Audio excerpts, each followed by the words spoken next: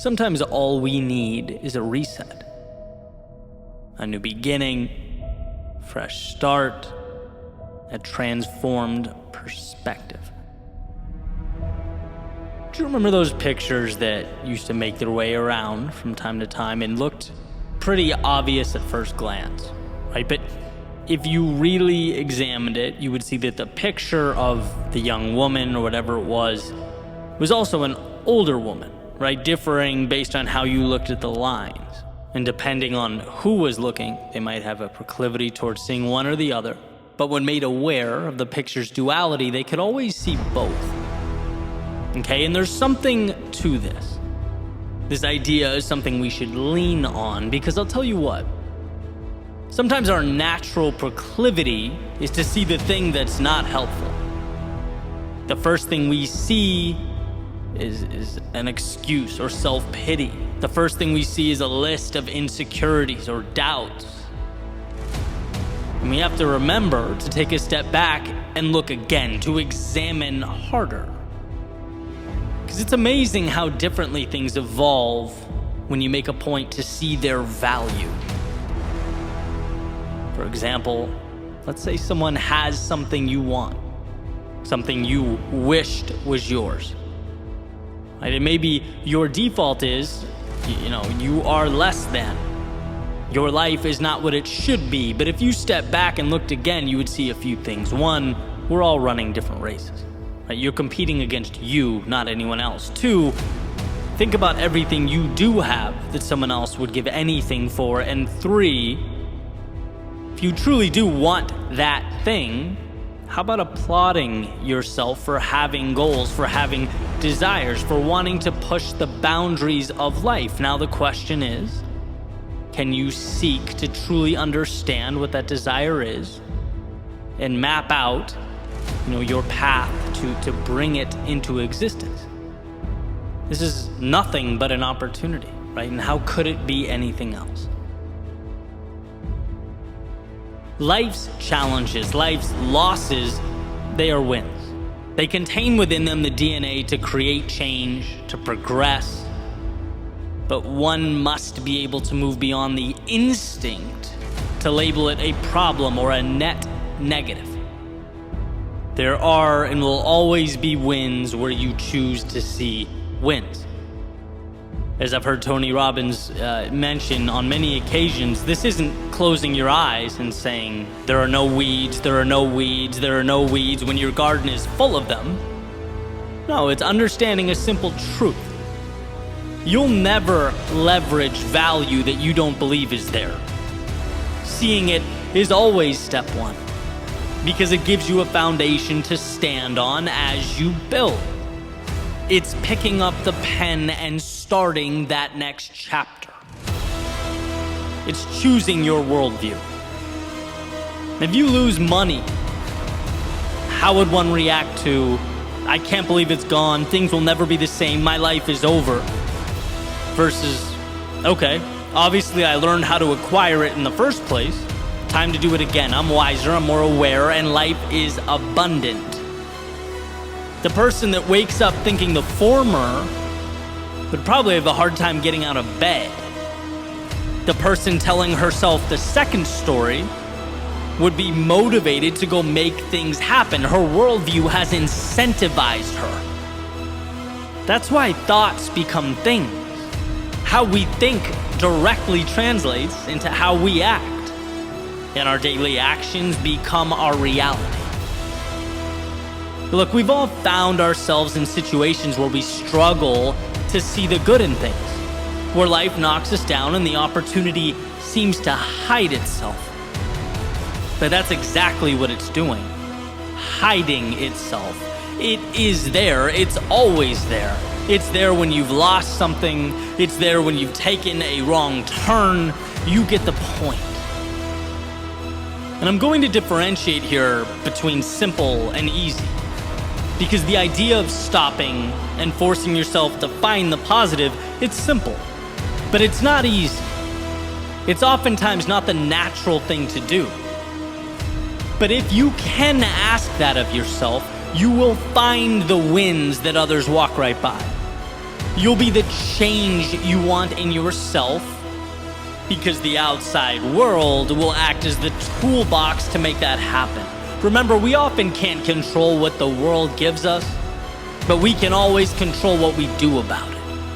And that ability is what I believe separates human beings and their level of growth, success, and achievement. Right? Next time you find yourself down and out, sure, do your thing, handle it how you must. But don't forget that golden rule. It's not what you look at, it's what you see. And when you examine the world around you, point to one, however small, value add that will pick you up, get you back on your feet, and move you forward to that more ideal reality.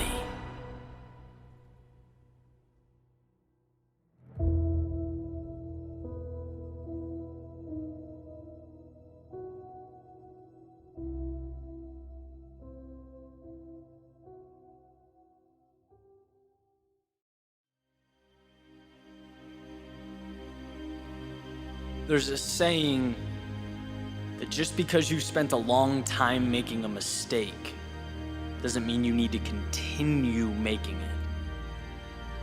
There's an incredible advantage in life for those who can separate past and future, who can recognize sunk costs and walk away from the past, move on to new things.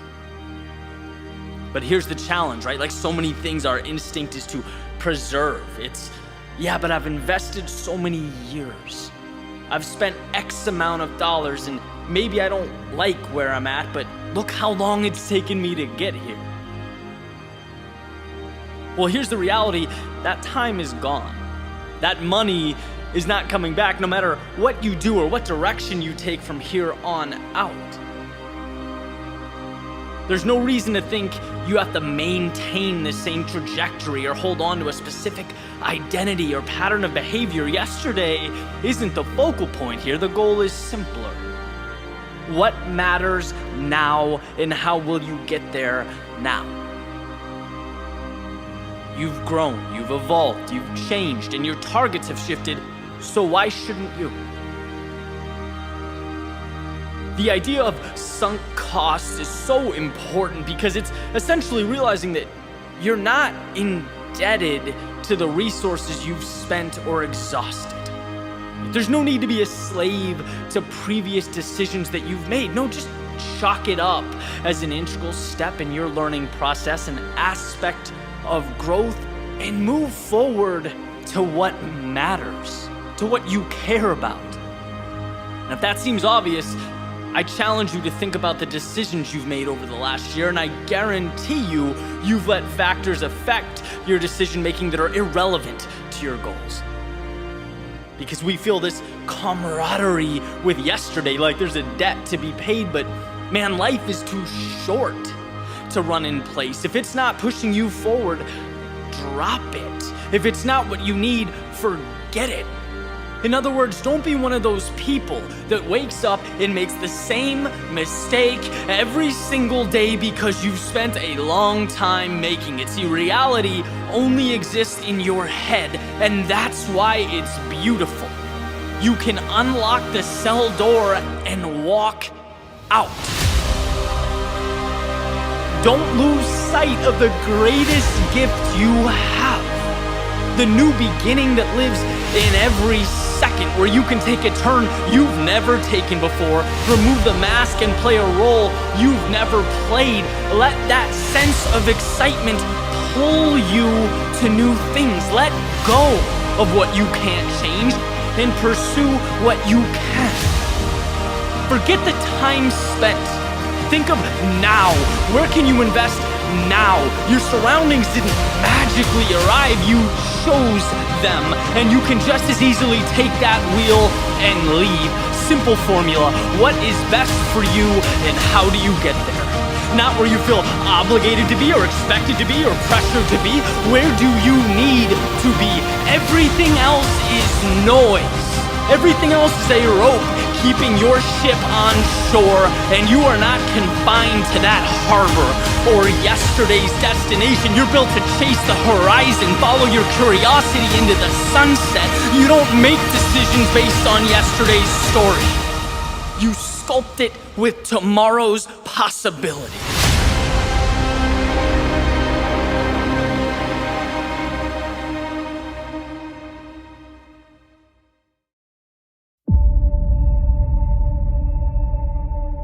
There's something about the way we perceive success that results in one of the greatest tragedies of our time. And that's the belief that successful people, the ones at the top of their game, that talent is what punched their ticket, that destiny brought them to the finish line. And that's wrong. It's wrong because it takes the journey, the struggle, the scratching and clawing that it took to get to the top of the mountain and throws it out the window. It completely mitigates what's most important.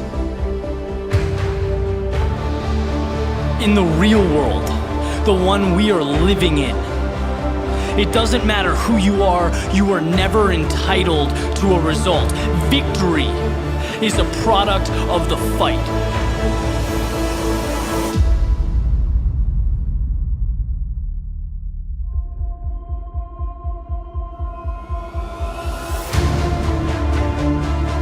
The biggest favor you can ever do for yourself as you progress through life's up and downs, through the good and the bad, when things get rough, is know that you are going through what every successful person, every champion, every innovator has gone through in the history of mankind. Struggle is beautiful. It's a sign that you are in the midst of what separates great from average. It's a necessary step, and it's the most important step you will ever take, because 99% of people can't see past it. Right? The world sees struggle, sees hardship as a time to pack it up, to walk away, to be intimidated. But the best, I'm telling you, they look at struggle differently. Just like you can't get fit without blood, sweat, and tears at the gym.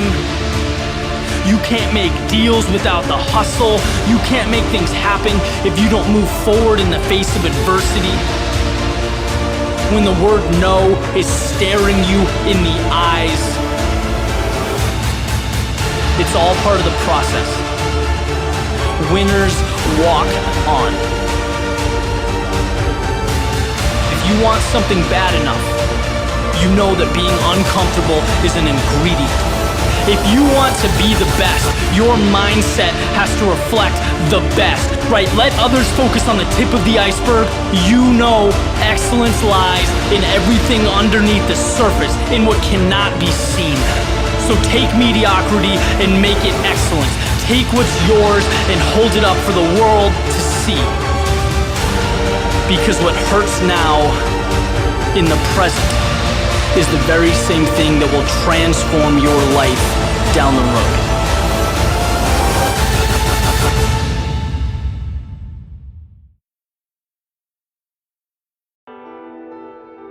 Let's talk about fear.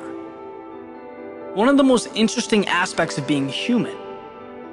Our fear of touching the stove prevents us from burning our hand. In many ways, it's our greatest protector. But it's also outdated. It can obstruct us from the things that we want most. For thousands and thousands of years, it has kept our species alive. Those who weren't afraid or skeptical of the dark cave or the rustling in the bushes, they probably didn't make it too long back in the day, right? They would have been weeded out. But the thing is, life today is very different than it was back then. We don't have to fear for our life going to get food anymore. The tricky part is that in many ways, our cognitive processes are still the same. We are wired to be afraid. And this can be a problem, because if these fears limit our ability to grow or live the life that we want to live, then that fear, that primal instinct, can be a barrier. Because the human body will always take the path of least resistance. And for us, that means avoiding the problem.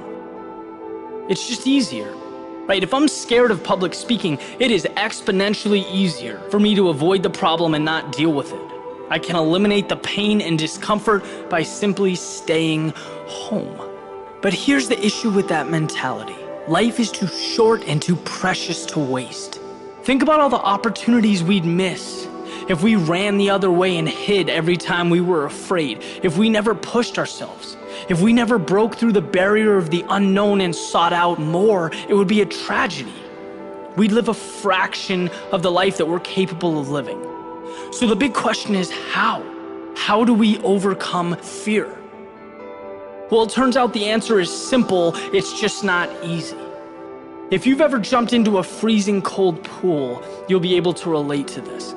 As soon as your body hits the water, you go through extreme discomfort, right? Pins, needles, that quick shock you feel. The only thing on your mind is being out of the pool, being warm. But as time goes by, this changes. Your body acclimates, you adjust. And after 5 minutes, you can get out, you can jump back in, there's no discomfort, you're completely fine. Well, facing our fears follows a very similar pattern. The more we expose ourselves to a certain stimulus, the more comfortable we become. Tim Ferriss references this in the context of going to a crowded place, sprawling out on the floor, lying on your back as people walk by. It's an incredibly difficult and anxiety-inducing thing to do, right? It goes against every instinct we have, but something happens when you get back up. You've taught your brain that there are no negative repercussions, that it's okay. And this pushes the bar a little higher, makes you a little braver, stretches your boundaries a little further, emphasizing the point that to get what we want out of life, to overcome fear, to be better than we were yesterday, we cannot avoid what makes us uncomfortable. Quite the opposite, we need more exposure to it. To destroy your fears, you need to muster up the courage to stare them in the face. And that's tough, right? Our mind tricks us into thinking about worst case scenario. But if you can change your mentality to see not the downside, but the upside, life changes along with it.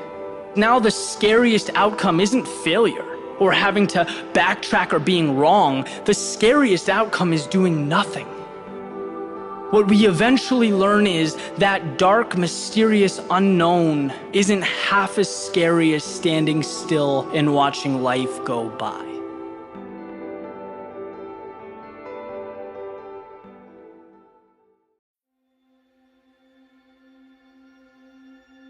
It's no secret that the best things in life come with the biggest price tags. The victories, the transformation, the things that ultimately define your journey, they're made of something different. And in fact, if you look at the etymology of the word extraordinary, it means outside the normal course of events. It means it requires of you something bigger. Robert Frost has a beautiful quote that the best way out is always through. The only way to redefine reality is to stop running in place and look the now square in the eyes. And when I think about my story, my growth, the greatest adversary I've faced hasn't been instances of misfortune or setbacks.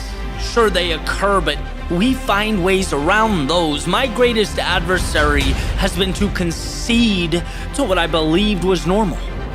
To hope or expect that somehow things would change on their own, that the world would ultimately rearrange itself for me. But this way of thinking needs to be changed, because where there is no accountability, the power is in the situation.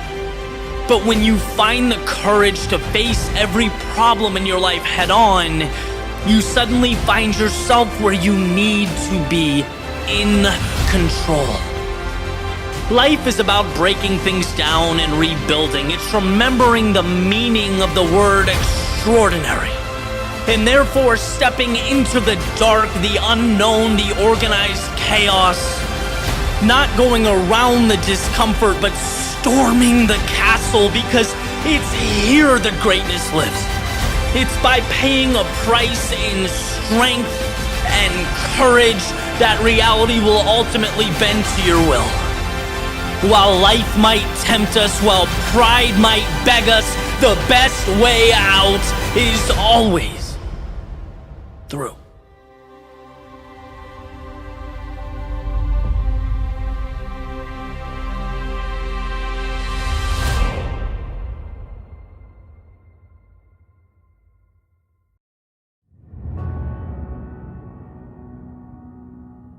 There's a saying that some people feel the rain, others just get wet.